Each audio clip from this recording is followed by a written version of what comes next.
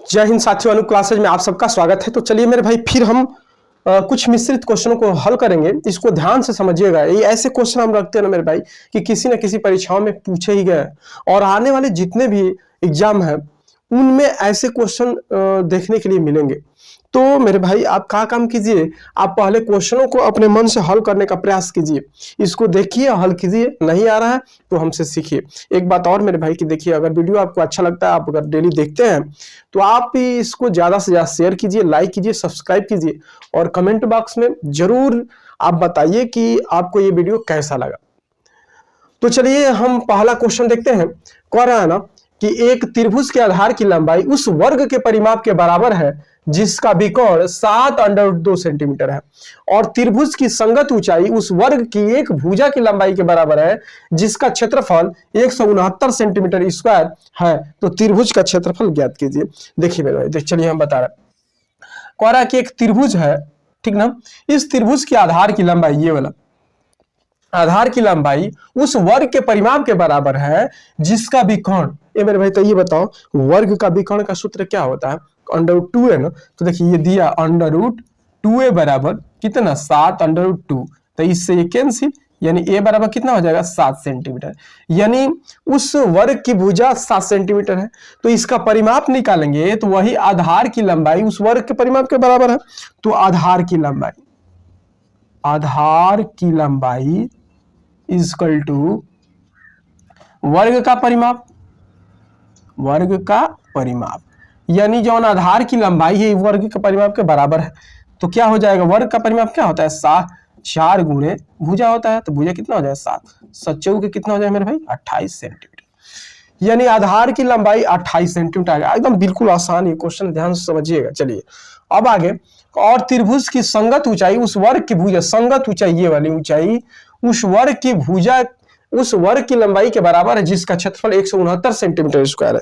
तो ये मेरे भाई बताओ, 169 है, तो a बराबर a स्क्वायर बाय 169, क्योंकि वर्ग का क्षेत्रफल भुजा का स्क्वायर। तो a बराबर ये किसका वर्गमूल हो जाएगा, बताओ ना, किसका वर्गमूल है, 13 का। किसका है मेरे भाई, 13 का। तो उस की संगत ऊंचाई उस वर्ग की भुजा के लंबाई के बराबर है जिसका क्षेत्रफल इतना है, यानी ये है, इसका मान कितना हो जाएगा मेरे भाई, 13 इसके बराबर है संगत ऊंचाई। तो त्रिभुज का क्षेत्रफल, तो चलिए हल कर लीजिए। त्रिभुज का क्षेत्रफल, तो त्रिभुज का क्षेत्रफल बराबर 1/2 आधार गुणे क्या होता है, ऊंचाई, आधार गुणे ऊंचाई। तो 1/2, आधार कितना है, 28 है, और ऊंचाई कितना है मेरे भाई, 13 है। कटा दीजिए, 2 के 2 चौके 8, तो 13 14 42 के 2, 4 बचा मेरे भाई, और 14 का में 14, 14 4 कितना हो जाएगा, 14 4 16, 162 नहीं, देखिए कहीं गलती कर दी है। चलिए फिर से कीजिए, कोई दिक्कत नहीं है। 2 एकम 2 चौक 8 हो गया, 13 हो जाएगा 169, 13। तो 2 एकम 2 2 चौक 8, 14 42 के 2, 4 बचा, 14 कम 14 2 14 4, 14 42 के 2, 3 बचा ना मेरे, 14 42 के 2, 4 बचा, और 14 कम 14 4 कितना हो जाएगा, 18। तो ये 4 18 हो जाएगा सेंटीमीटर स्क्वायर। तो देख लीजिए कौन सा होगा, ऑप्शन नंबर बी मेरे भाई सही होगा इस क्वेश्चन का आंसर। तो समझ में आया है। चलिए तो अगला क्वेश्चन करते हैं। चलिए इस क्वेश्चन को देखिए। कह 3 व्यक्तियों की वर्तमान आयु का अनुपात 4:5:6 है। 8 वर्ष पहले उनकी आयु का योग 51 वर्ष था। तो सबसे बड़े व्यक्ति की आयु ज्ञात कीजिए। अब यहाँ देखिए, कह रहा है कि 3 व्यक्तियों, ये वर्तमान आयु का अनुपात है, ठीक ना। यहाँ देखिए हल कर रहे हैं हम, वर्तमान आयु का अनुपात, आयु का अनुपात कितना दिया है, 4 x मान लीजिए मेरे, ठीक ना, ऐसे मान लीजिए अनुपात है। तो 4x, 5x संबंध है, और 6x, ठीक। अब कर ये वर्तमान है। अब कर 8 वर्ष पहले, तो 8 वर्ष पहले तीनों से घटाएंगे ना कि 4x - 8, ठीक। 8 वर्ष पहले उनकी आयु का योग, तो इसमें से घटा दीजिए 8 वर्ष, 5x - 8, इसमें भी 8x, अरे 8 घटा दीजिए। अब इनका आयु का योग कितना है, 51 वर्ष था, ठीक। यही ना समीकरण बना। चलिए अब कोष्टकों को तोड़ दिए, 4x - 8 plus 5x - 8 plus 6x - 8 बराबर 51। चलिए x वाले को जोड़िए, 5 4 9 9 6 15x, ठीक, प्लस ये देख लीजिए -8 -8, तो माइनस कितना हो जाएगा, 24, 51 निकाल लीजिए यहाँ से मान, ठीक। चलिए तो 15x इक्वल टू कितना हो जाएगा, इसको इसमें जोड़ दीजिए तो 4 1 5 हो जाएगा और 5 2 7 हो जाएगा। x बराबर 15 7 15 5 कितना हो जाएगा मेरे भाई 75, ठीक ना। 5 बार में कैंसिल हो जाएगा, x का मान 5 आ गया। अब क्या पूछा है, कह रहा है कि सबसे बड़े व्यक्ति की वर्तमान आयु ज्ञात कीजिए। सबसे बड़े व्यक्ति, तो ये बताइए सबसे बड़ा व्यक्ति कौन है, यही ना। इसका वर्तमान आयु 6x है तो 6 गुणे 5 बराबर कितना हो जाएगा मेरे भाई 6 5 30 वर्ष, यानी आपका आंसर क्या होगा 30। ऑप्शन नंबर 20 सही होगा। चलिए देखिए, इतना नहीं करना है आपको, ऐसे क्वेश्चनों का आप ऐसा करेंगे तो बहुत टाइम लगेगा। कुछ नहीं मेरे भाई, देखिए ये कह रहा है कि 4 × 5 = 6 है, 8 वर्ष पूर्व ना, तो एक काम करो, 8 वर्ष पूर्व जब रहा है तो 8 8, अरे ये भी 8 वर्ष पहले होगा, ये भी होगा, ये भी होगा, तो 8 3 = 24। अब 24 डायरेक्ट तुम ना इसे काम में क्या कर दो, जोड़ दो, और जोड़ने के बाद भाग 5 4 9 9 6 15 से भाग दीजिए, x का मान आ जाएगा, उसके बाद ले जाकर 6 में गुणा कर दीजिए, आंसर आ जाएगा। समझ में आया मेरे भाई। चलिए अगला क्वेश्चन देखते हैं। तो कह रहे 6 सेंटीमीटर त्रिज्या वाले अर्धवृत्त में बनाए जा सकने वाले सबसे बड़े त्रिभुज का क्षेत्रफल ज्ञात कीजिए। एक अर्धवृत्त है और इस वृत्त में कह रहा है ना कि सबसे बड़े बनाए जा सकने वाले त्रिभुज का क्षेत्रफल ज्ञात कीजिए। ये मेरे भाई ये बताओ सबसे बड़ा त्रिभुज इसमें कौन सा बनेगा, ये बताइए। इतना हाई कर देंगे तो यही बन रहा है, ये बड़ा बन रहा है त्रिभुज। देखिए तो ये त्रिभुज बड़ा बन रहा है, ठीक ना। बड़ा कौन सा होगा इसमें से, देखिए बड़ा आप बना पाएंगे, यहां से इसको कर देंगे, यहां से इसको खींच देंगे, तो ये सबसे बड़ा त्रिभुज ये बन जाएगा मेरे भाई, देख लीजिए। और ये कह रहा है ना कि 6 सेंटीमीटर त्रिज्या वाले अर्धवृत्त में 6 सेंटीमीटर, तो हाई पूरा कितना हो जाएगा 12 हो जाएगा ना, तो कितना हो जाएगा ये चीज 12 हो जाएगा। अब कह रहा है कि सबसे बड़े त्रिभुज का क्षेत्रफल, तो त्रिभुज का क्षेत्रफल बिल्कुल आसान सवाल है। त्रिभुज का क्षेत्रफल बराबर 1/2 गुणे आधार गुणे संगत ऊंचाई होता है ना, संगत ऊंचाई, तो 1/2, आधार कितना है 12, आज संगत ऊंचाई, ये मेरे भाई ये भी तो त्रिज्या ही ना है, तो कितना हो जाएगा 6 सेंटीमीटर। अरे भैया 6 6 तभी नहीं 12 है, तो त्रिज्या तो सेम होगा, तो कितना हो जाएगा 6 कटा दिए 2 3 6 12 3 36 का centimetre square, 36 centimetre square. Option number A वाला क्या होगा सही होगा। समझ में आ रहा ना मेरे भाई। देखिए आप प्रैक्टिस जितना करेंगे मैथ उतना ही आएगा, हम तो कहते हैं नहीं आ रहा है आप समझिए। चलिए अगला क्वेश्चन बता रहे हैं, ध्यान। चलिए मेरे भाई इस क्वेश्चन को हल कीजिए, तो आप लोग पहले इसको हल कर लीजिएगा, नहीं आएगा तो देखिएगा। चलिए कह रहे कि एक दुकानदार एक मशीन पर जिसका अंकित मूल्य 18,000 रुपया है 2 क्रमिक छूट देता है, जिससे उसका विक्रय मूल्य 12,960 हो जाता है। यदि क्रमशः 10% और x% छूट है तो x का मान ज्ञात कीजिए। कैसे इसको सॉल्व करेंगे, देखिए कह रहे कि इसका अंकित मूल्य कितना है मेरे भाई 18,000 है। चलिए 18,000 इसका अंकित मूल्य हो गया, ठीक। इस पे ना 2 क्रमिक छूट देता है, कह रहा है कि एक क्रमिक छूट 10% है, तो 90 बटा में कितना हो जाएगा मेरे भाई 100। अरे होगा कि नहीं बताइए ना। फिर दूसरा कह रहा है कि 1 पर x% का छूट हो जा रहा है, तो 10%, ये 10% छूट की है तो 100 में से 10 घटा है, वैसे x% छूट तो 100 - x आपन में कितना हो जाएगा 100। अब बराबर यही दे दिया 12,960 रुपया मेरे भाई। देखिए कटाइए 1 2 1 2 कैंसिल, फिर एगो 0 से 0 कैंसिल, इससे भी ये कैंसिल, नीचे वाले पूरे कैंसिल हो गए मेरे भाई। देखिए चलिए इसको कटाते हैं 9 से, देखिए 9 एकम में 9, कितना बचा 3 39, 9 चौके 36, 3 बचा, 9 चौके 36, इतना बच गया, ठीक। फिर अब कटाइए, देख लीजिए तो 3 से कट 4 4 8 1 9, 3 से कटे 3 छके 18, फिर 3 चौके 12, 3 8 24, इतना हो गया, 6 8 48 हो गया मेरे भाई। देखिए पूरा कैंसिल हो गया, तो कितना बचेगा 100 - x बराबर कितना 80, ठीक ना। तो अब -x = 80 और -100, तो कितना होगा -x = -20, इससे ये कैंसिल, तो x बराबर कितना हो जाएगा x बराबर कितना हो जाएगा मेरे भाई 20। x का मान कितना, दूसरा छूट कितना होगा 20% का होगा, ये वाला आपका आंसर होगा। देख लीजिए सही किए है ना, 6 8 48, हाँ ठीक किए। चलिए ऐसे करेंगे मेरे भाई तो लेट होगा। एक और इसका तरीका है समझिएगा, कह रहा है कि 18,000 है ना, 18,000 है, तो देखिए इस पे 2 छूट दे रहा है ना, एक छूट 10% है, तो इसका 10% निकाल लीजिए डायरेक्ट, 90 बटा में 100, 00 से 00 कैंसिल, ठीक ना। इसका इसमें मल्टीप्लाई 8 9 72 के 2, ठीक ना, 7 बचा, 9 का 9 7 कितना हो जाएगा मेरे भाई 16 और 00, इतना रुपये, ठीक, एगो छूट। इतना पर बेचा 12,960 मेरे भाई। तो ये देख लीजिए कितना का छूट दिया है।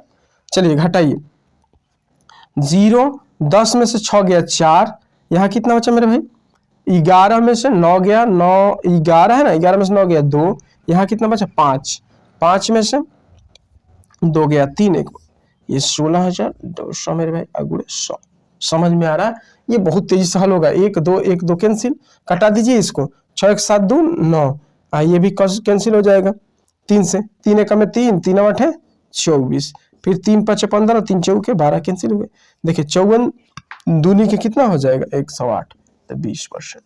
समझ में आया मेरे भाई? इस क्वेश्चन को ऐसे ही हल कीजिएगा। ये सभी अब तक जितने बताया ना, सभी क्वेश्चन से ये वाला क्वेश्चन सबसे महत्वपूर्ण है। ये क्वेश्चन हर एक परीक्षाओं में देखने के लिए मिलता है, इसको सीख लीजिए। देखिए ऐसे भी कर सकते, थोड़ा सा टाइम लगेगा, नहीं तो आप डायरेक्ट ऐसे कर लीजिए, कम समय में हल हो जाएगा। चलिए तो अगला क्वेश्चन देखते हैं। इस क्वेश्चन को देखिए, कह रहा है कि रमा अपने घर से 5 किलोमीटर दूर अपने कार्यालय तक पैदल जाती है। सुबह वह 1 घंटे में दूरी तय करती है, यानी 1 घंटे में 5 किलोमीटर की दूरी तय करती है। अब कह रहा जबकि शाम को घर लौटते समय उसे समान दूरी, माने उतना ही दूरी 5 किलोमीटर की दूरी तय करने में 15 मिनट अधिक लगते हैं। पहले 1 घंटा लगता था, अब उससे 15 मिनट अधिक लगते हैं लौटते समय। तो दो तरफ यात्रा के दौरान उसकी औसत चाल किलोमीटर प्रति घंटा में ज्ञात कीजिए। ये मेरे भाई औसत चाल बराबर क्या होगा, कुल तय की गई दूरी अब बटा में तय करने में लगा कुल समय, यही ना। ये बताइए 5 किलोमीटर गई है, 5 किलोमीटर आई होगी, तो औसत चाल, देखो डायरेक्ट कर रहे हैं, औसत तेजी में हल करना है, औसत चाल बराबर कुल तय की गई दूरी, तो कितना हो जाएगा 10 किलोमीटर हो जाएगा ना, 10 किलोमीटर अब बटा में 1 घंटा तो गई है, और जब वापस लौटी है तो 15 मिनट अधिक समय लग रहा है। पहले 1 घंटा लगता था, अब लौटते समय 15 मिनट अधिक, तो 1 घंटा 15 मिनट में हो जाएगा। तो चलिए अब टोटल देखिए 1 घंटा ये, अब प्लस लौटते समय ना उससे 15 मिनट ज्यादा, ठीक, तो 15 मिनट ज्यादा मेरे भाई। तो ये बताइए 1 घंटा तो ये लग रहा है, ठीक ना, और लौटते समय उधर से इससे 15 मिनट ज्यादा लग रहा है, यानी 1 घंटा 15 मिनट, यानी 2 घंटा मेरे भाई 15 मिनट हो जाए। बताइए 2 घंटा 15 मिनट। तो इसको क्या कीजिए कि मिनट को घंटा में बदल दीजिए, 5 से 15, 5 एकम में 5, 15 चौके 60 कर दीजिए इसे, 15 बटा में 60, 15 चौके 60, 1 बटा में 4, 4 दूनी के 8, 8 4 दूनी के 8, 1 9 बटा में 4 घंटा मेरे भाई। समझ में आ रहा है कि नहीं? क्योंकि 1 घंटा गई है और वापस जब आई है तो 15 मिनट अधिक, तो अब हो जाएगा 1 घंटा 15 मिनट ना, तो टोटल समय कितना हो जाएगा 2 घंटा 15 मिनट। तब चेंज कर दीजिए, 9 बटा में 4 तो ऊपर चला जाएगा 4, ठीक। अब ये हो जाएगा 40 बटा में कितना हो जाएगा मेरे भाई 9 का घंटा। चलो अभी कर लो, 9 चौके 36, कितना बचा 6, 9 चौके 36, 4 बचा बटा में 9 घंटा मेरे भाई, यानी 4 से 4 बटा में 9 घंटा। ऑप्शन नंबर 20 सही होगा। समझ में आ रहा है कि नहीं? चलिए अगला क्वेश्चन देखते हैं मेरे भाई। देखिए कैसे हल कर रहे हैं। उड़ान को एक संख्या का 5/6 गुणा ज्ञात करने के लिए कहा गया, 5/6 गुणा ज्ञात करने के लिए कहा गया था, लेकिन उसने इसे 6/5 से गुणा कर दिया। परिणाम स्वरूप उसे एक उत्तर मिला जो सही उत्तर से 572 अधिक था। तो वह संख्या ज्ञात कीजिए। मान लीजिए मेरे भाई ना वह संख्या x है। देखिए इसके लिए हम 2 विधि बताएंगे, एक विस्तार से, एक शार्ट मेथड। और शार्ट काट वाला आप ज्यादातर समझिए क्योंकि कम समय में वो हल होगा। चलिए मान लीजिए वो संख्या x है, अब इसे 5/6 से गुणा करने के लिए कहा गया, लेकिन वह 6/5 से गुणा कर दिया। तो ये मेरे भाई इतना अधिक आ रहा है ना, कितना इतना, तो इसमें से इसको घटा देंगे तो निकल जाएगा कितना अधिक है। तो 6x बटा में 5 माइनस 5x बटा में 6 इक्वल टू कितना हो जाएगा 572, ठीक। ये समीकरण बन जाएगा। 6 5 30, तो 5 से 6 के 36 हो जाएगा x, minus 6 5 30 25x equal to कितना हो जाएगा 572। ऐसे मिटा दे रहे हैं मेरे भाई, इधर हो जाएगा 30, कोई दिक्कत।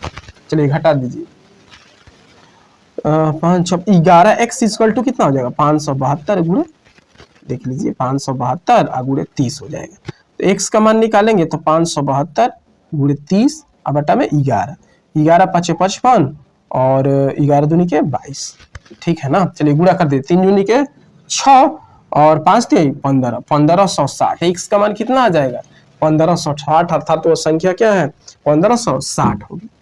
चलिए इतना करेंगे, थोड़ा सा कैलकुलेशन करना पड़ेगा हल्का सा, लेकिन हमें करना कैसे है, कैसे आपको समझना। देखिए 5/6 था एक संख्या मान लीजिए, और दूसरा का 6/5 से गुणा करने के लिए कहा गया। अब देखिए इन दोनों का एलसीएम निकाल करके यहां रख दीजिएगा और यहां रख दीजिए, मल्टीप्लाई मल्टीप्लाई ऐसे कर। देखिए इन दोनों का एलसीएम ज्ञात कीजिए, तो 6×5 कितना हो जाएगा 30 हो जाएगा ना। 6 और 5 का एलसीएम नीचे वाला का, 6×5 30 हो गया, घटाइए 6×5 30, 5×5 कितना हो जाएगा 25, और है इसे 30, तो 5×6 30, तो कितना हो जाएगा मेरे भाई 36 हो गया।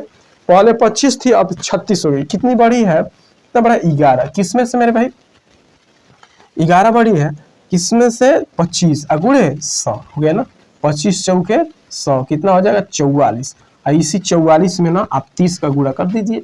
देखिए कितना हो जाएगा 4 3 12 के 2 1 बचा, 4 3 12 1 13, कहाँ गलती कर दिए, एक बार और समझिए मेरे भाई। देखिए एक बार और समझिए, कोई दिक्कत नहीं है। चलिए 5/6 ठीक ना, और 6/5 यहाँ ऐसे कर लीजिएगा, इस प्रकार कर लीजिएगा, यहाँ ऐसे, इसका एलसीएम ले लेंगे। 6×5 कितना हो जाएगा 30, यहाँ भी 6×5 30 कर देंगे, 6×5 30 कितना हो जाएगा मेरे भाई 25 हो गया, और ये 5×6 30, 6×6 कितना हो जाएगा 36, ठीक, कोई दिक्कत, कोई दिक्कत नहीं। चलिए अब देखिए, अब पहले संख्या 25 थी अब 36 हो गई, तो देखिए कितना बढ़ी, 6 में से 5 गया 1, और 3 में से 2 गया 1 हो गया 11। अब बटा में मेरे भाई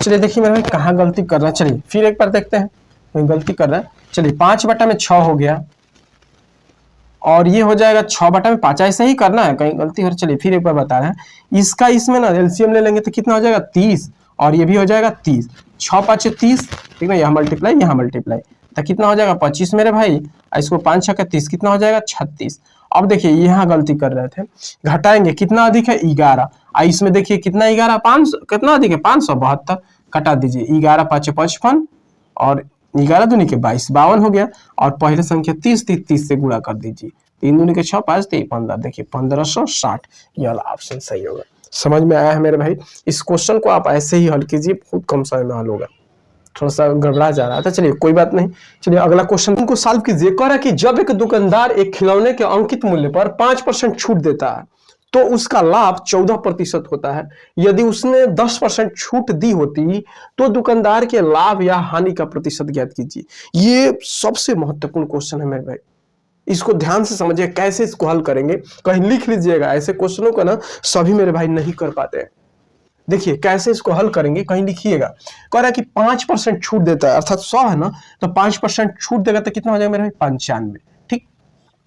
5% छूट देता है तो 14% का लाभ होता है, तो 114, ठीक है ना, ऐसे बनाइएगा कि जिस बना रहा है तो उसका लाभ परसेंट 14 है। यदि 10% छूट दी होती, 10 यानी पहले 100 था, अब 10% छूट दी यानी 90, तो मेरे भाई तो दुकानदार के लाभ या हानि प्रतिशत ज्ञात कीजिए। तो मान लीजिए कि 100 अब प्लस x, अगर ना आपका आंसर माइनस में आएगा तो हानि होगा, हानि प्रतिशत, आप प्लस में आएगा तो लाभ प्रतिशत होगा। चलिए कटाइए, देखिए बहुत कम समय में हल होगा। 5 एकम में 5, 4 5 9 45, 5 एकम में 5, 4 5 8 40 हो गया। इसको कटा दी, 19 6 बार में 19 छके 114 हो जाएगा मेरे भाई। गुणा कीजिए 18 छके, चलिए इसका इसमें पहले इसका तिरिया गुणा कर लेते हैं। 100 प्लस कितना हो जाएगा मेरे भाई, ऐसे कर लीजिए 100 प्लस x इजकल टू 8 छके 48, 4 बचा 6 6 4 10, ठीक ना मेरे भाई।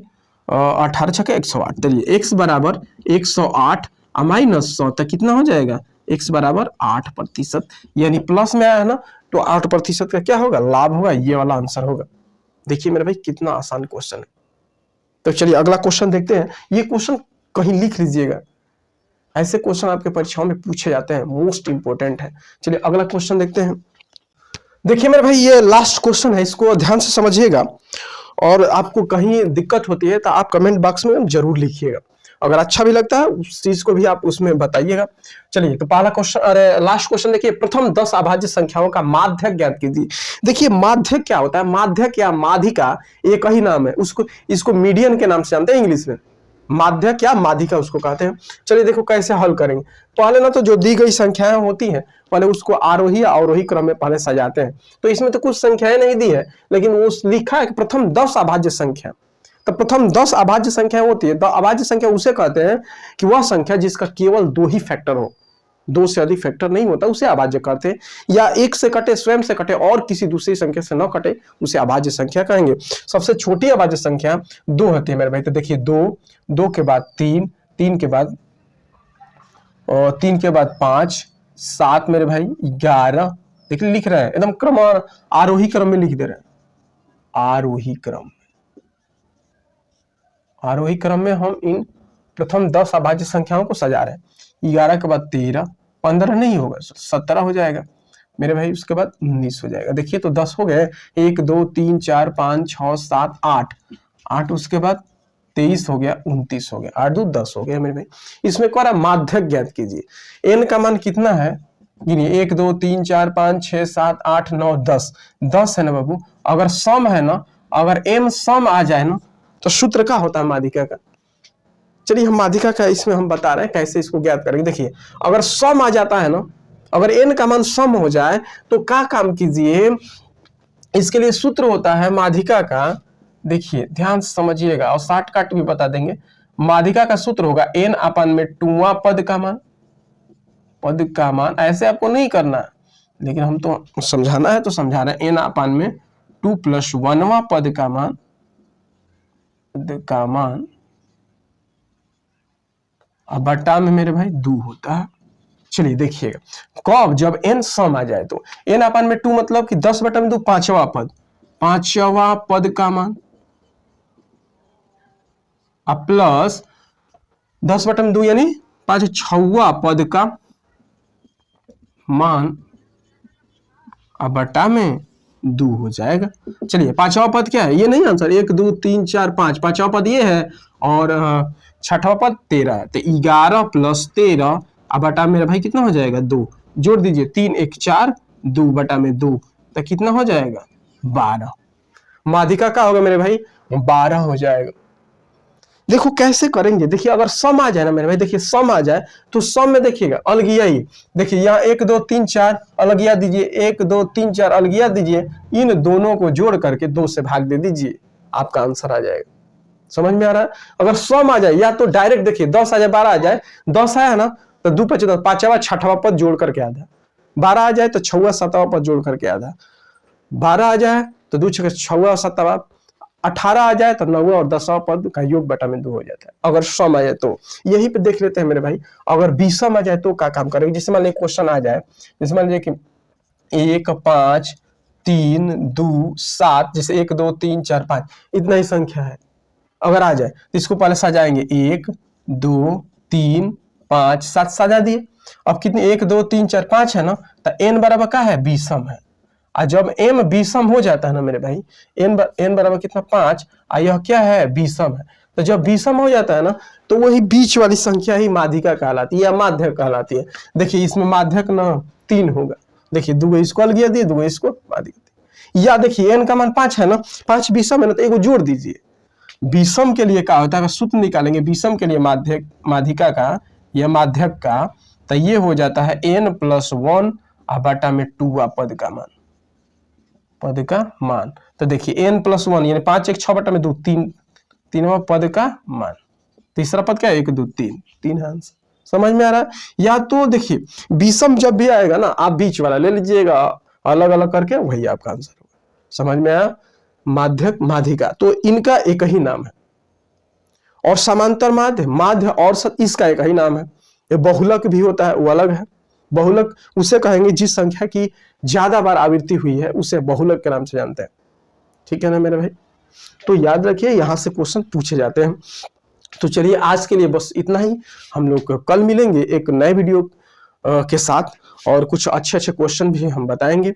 एक चीज और मेरे भाई, देखिए आपको अगर अच्छा लगता है वीडियो, अगर हम समझा पाते हैं, अगर समझते हैं तो आप इस वीडियो को ज़्यादा से ज़्यादा शेयर, लाइक, सब्सक्राइब कीजिए मेरे भाई। इसमें ये वाइट बोर्ड है, इसमें लिखने में बड़ी मेहनत लगता है। सच में बताएं 7-8 क्वेश्चन बनाने में ना कम से कम 1.5 घंटे का समय लग जाता है। लिखना पड़ता है, मिटाना पड़ता है। यही अगर डिजिटल बोर्ड होता तो शायद इतना नहीं काम करना पड़ता, हम कम समय में ज़्यादा क्वेश्चनों को बता पाते। लेकिन वो चीज़ें हमारे यहाँ उपलब्ध नहीं है, इसलिए हर एक क्वेश्चनों को लिख करके यहाँ बताया जाता है, जो कि इसमें टाइम लगता है। तो मेरे भाई आप इस वीडियो को ज़्यादा से ज़्यादा आप शेयर कीजिए, लाइक कीजिए, सब्सक्राइब कीजिए और कमेंट बॉक्स में आप ज़रूर अपनी बातें रखिए।